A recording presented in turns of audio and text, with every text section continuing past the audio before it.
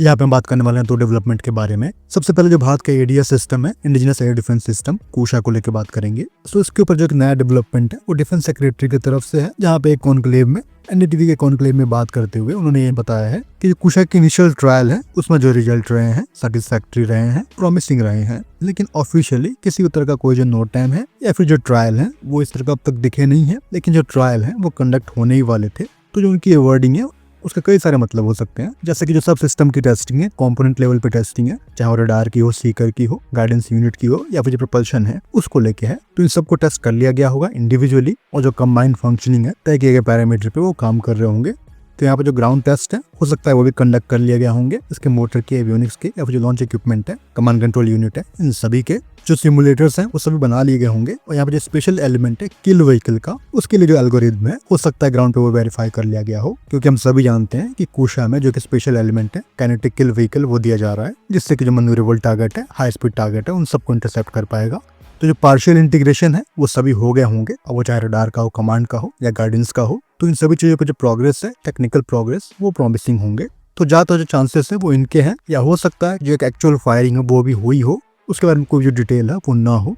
वो इसलिए भी है कि किसी और नो टाइम पे, बड़े नो टाइम पे जो इस तरह की टेस्टिंग है वो संभव है कि की गई होगी। तो ये एक चांस बनता है। इस पे हम पहले भी बात कर चुके हैं कि कूशा के साथ जो रेडार होंगे, बैटलफील्ड मल्टीफंक्शन रेडार, वो ISAT TRM का इस्तेमाल करेंगे, और जो आर्किटेक्चर वो एडवांस रहने वाला है, और कई मायनों में जो S400 है उसको ये पीछे छोड़ने जा रहा है स्पेशल आर्किटेक्चर के पॉइंट ऑफ व्यू से। तो यहाँ पे जो टेस्टिंग है सभी एलिमेंट की, अब वो चाहे कैनिस्टर ही क्यों ना हो या फिर जो कमांड कंट्रोल यूनिट है, इन सब की कर ली गई होगी। तो ऑफिशियली जो ट्रायल है वो मार्च तक स्टार्ट होने वाले थे, होपफुली वो होते हुए दिखेंगे। एक और सिस्टम को लेकर यहाँ पे हम बात करेंगे जो कि ATMM रॉकेट के बारे में है।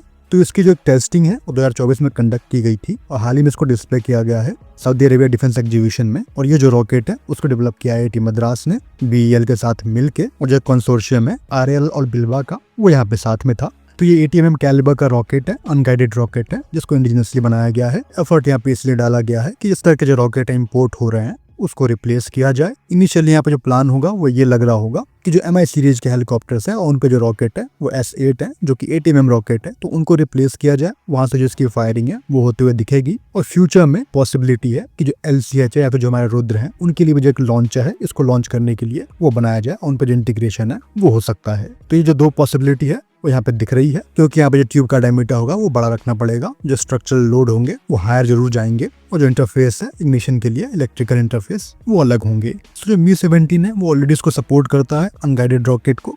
यहाँ पे जो फ्लेक्सिबिलिटी है डिफरेंट टाइप ऑफ वॉरेट की वो आपके पास रहेगी, और जो रेंज रहेगी वो 10 to 15 किलोमीटर के अराउंड रहेगी इस रॉकेट से, जो कि प्रीवियस वर्जन में 70 mm में वो रेंज कम थी, 7 to 8 किलोमीटर के अराउंड थी।